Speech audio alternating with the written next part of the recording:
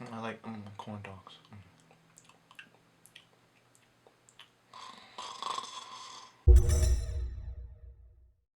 Consumers, what's going on? Today I have a product for you.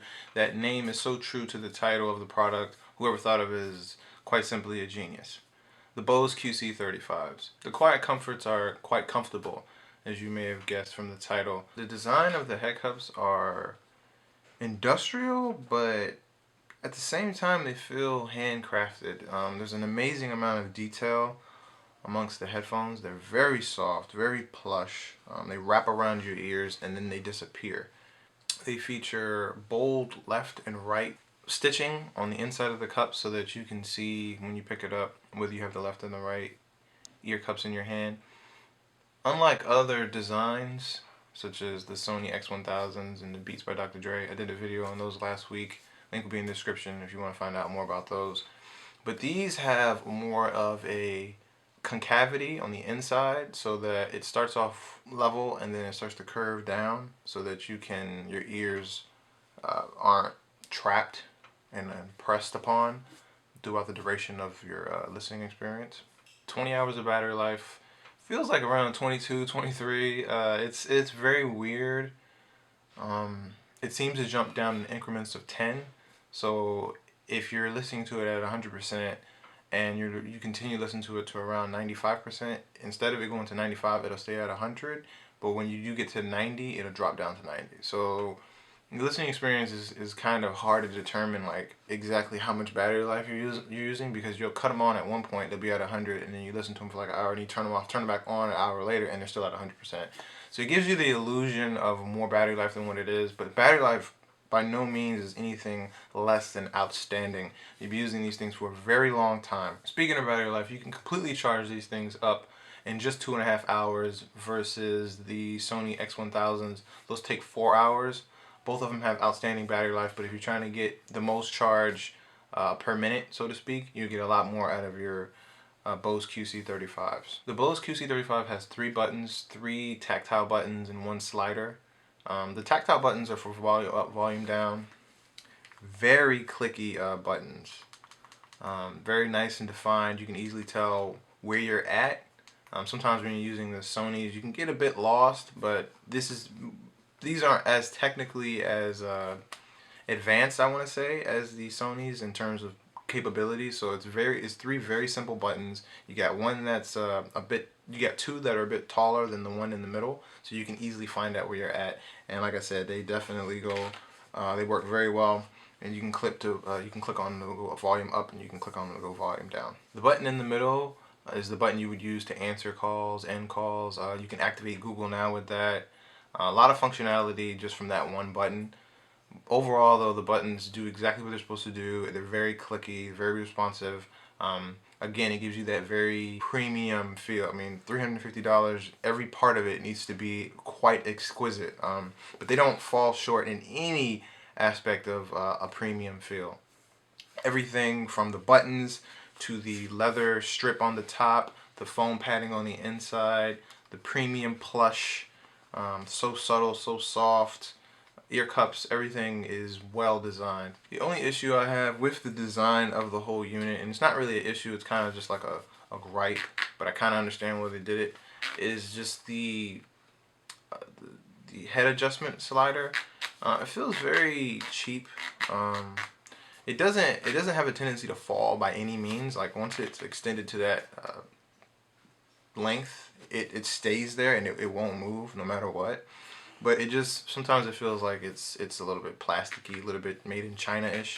But it does work very well, and to this day, I've used these over 60, 70 hours, and I've never had an issue with them, so I can't really complain about them. It's just a small gripe. Unlike other Bluetooth headphone devices such as the Sony X1000s, these allow you to pair up to multiple Bluetooth devices. So for example, you can connect these to, let's say, your cell phone, but at the same time be paired to a Amazon Echo Dot, and just connect whichever one you want. But when you power it on, it'll automatically connect to both of those Bluetooth devices, so you don't necessarily have to, if you have multiple Bluetooth devices that you pair to often, it'll automatically pair to 2 of them instead of it pairing to the wrong one by mistake and then you having to unpair it and pair it back up. It'll automatically pair to 2 devices, so you only have to disconnect one.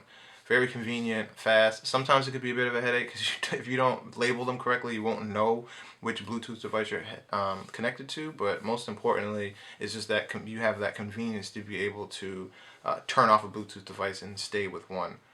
And also, I haven't noticed any distortion. There are other Bluetooth devices that do that, but typically when you have it plugged up to 2, you get minor distortion. But not with the Bose QC35s. It plays very cleanly, very articulate in its sound, but sound I'll get to in just a moment. I have mini headphones. I've been collecting them over the years. I'm not an audiophile or anything like that, but I just love the experience of sound. And by far, unequivocally, categorically, not even close, win by a landslide, the QC35s are the most comfortable headphones I've ever had in my life. Like, it's not even close. That's one thing that I feel as though Bose was trying to knock out of the park, and they succeeded with absolute flying colors. If we were to shift into the topic of sound, there's only one headphone I own currently that is superior in sound, and that would be the Sony X1000s, and not even by that much. The sound output that you're getting from the Bose QC35s is quite exceptional. It does have, however, a little bit of more of a cloudy or warm sound signature than the Sony X1000s, but it's still way superior than your Bose products, and on par with Sony and Sennheiser products. The most important part of a noise canceling headphone, I would assume, is the noise canceling aspect. And it's a landslide victory again for Bose. They have been doing this for quite some time. They're not new at noise canceling technology. Their sound signature, or lack thereof, is significantly different than most of the competition. So most of the competition, you have an ambient white noise, a sort of hiss. Like I said in the last video for Sony X1000s, link is in the description. You can basically click on the link I'm going to provide for you and listen to ambient white noise for babies, and that's essentially the underlying sound that you're getting for Sony X1000s.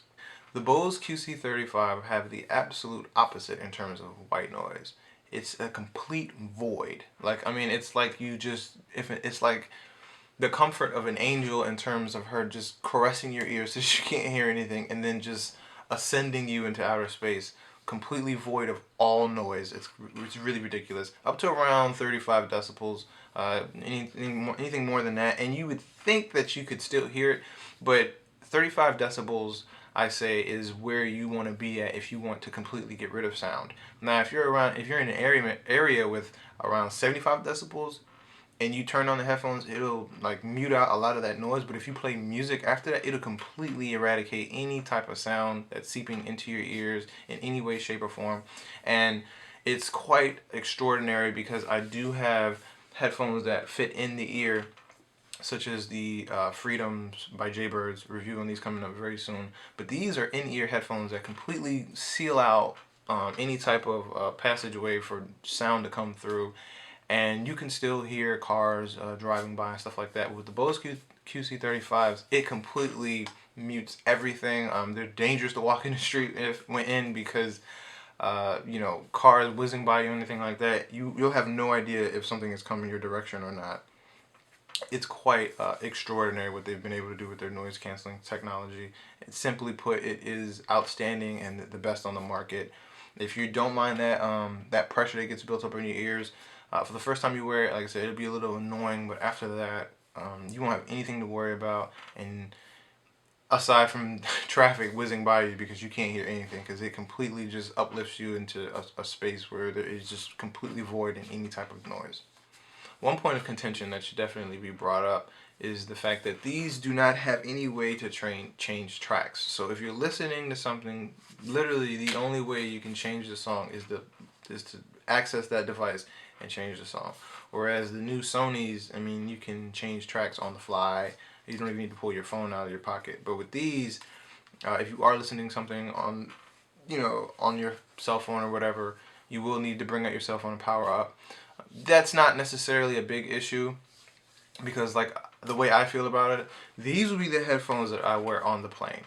I'd wear these on the plane 16 hours, non-stop, no issues, and just drift away into whatever music is consuming me. Whereas the Sony X1000s, those I would wear in the airport waiting for my ticket to be called, if that makes sense. They have very different strong points. You can't go wrong with either headphone. Both of these are absolutely outstanding. These I would prefer just a little bit more because the comfort factor to me is super important, and I always have my phone within reaching distance, so it's never really a point of contention for me to have to pull it out. You know, especially if I'm traveling on a plane or whatever, it's more than likely it's going to be out. If I'm on a bus, more than likely it's going to be out. But if I'm walking to work, more than likely my phone's going to be in my pocket. So if that is the exchange in which you're trying to find, the Sonys are definitely more comfortable for more of a commuter headphones, but these are definitely more comfortable in terms of just lounging and relaxing. Like I said, it feels like an angel just caresses your ears and uplifts you to outer space for whatever duration you have them on. Like I said, Bose has been doing this for a while. They've actually designed a way for the headphone jack for the airplane to actually fit inside of the case, so you don't have to worry about losing it. You pop it in, pop it out when you're done, you're good. Because that piece is, you know, quite particular, and nobody wants to have to search online to find that, so there's definitely a place for it to be located. But that aside, they do come with a 3.5mm headphone jack, which you can use to plug into the adapter to the plane, or you can use it to plug into, you know, your cell phone or anything that would receive that end. It is also worth noting that the passive activation that you can use to play your headphones is a significant degradation in sound quality. It doesn't sound that great. These were designed to be powered in a sense, and also played with noise canceling on. So when you turn them off, it not only does it double your battery life, but I don't want to say it halves the sound quality, but it definitely doubles your battery life, and you do get a sort of a retarded sound quality. Sound quality is really good. I probably place it in between, in terms of great to okay. I would place it between Sony and Beats. So, and it's actually interesting because they're more of a well-rounded headphone. The bass on these are a little bit better than the Sonys, but the mids and highs on Sonys are definitely better than these, and these are definitely better in terms of mids and highs than the Beats by Dr. Dre, but you got to give it to Beats by Dr. Dre in terms of their low-end department. That's what they're designed for. They're designed to sound good in bass. So like I said, these are excellent headphones in terms of sound quality. I was listening to Nina Simone yesterday on a car ride. By the way, the car was blasting music. I had these on. I couldn't hear anything. Like, I mean, you ever been in a car and people playing music you don't like? These will save your life, and probably save somebody else's life too. But anyway, so I was listening to Nina Simone, and her vocals were so announced, so powerful, and spatially, it's quite magnificent as well. It's not very airy, so you're not gonna get a very airy sound, but it's definitely, the instruments are definitely separated, so you can definitely hear where things are coming from spatially, and you'll be very aware. Extraordinary experience. Highly recommend these if you're looking for a pair of headphones that you just want to lounge in. If you're looking for something that's just comfortable, look no further. There are no headphones that are better than these. These are top-notch, number one. I definitely recommend you take a trip to your local electronics store. They will probably have these on demo. They're very lightweight, so they might be a little bit worn down. Don't expect them to be like that out of the box. But just put them on your head and just sail away, because... So I know these are my personal headphones. What do you think? What are you wearing? Are you wearing Beats? Are you wearing Sonys? Are you wearing Sennheisers? Let me know in the comment section below. I appreciate you guys watching this video, and I'll catch you guys in the next one. Peace.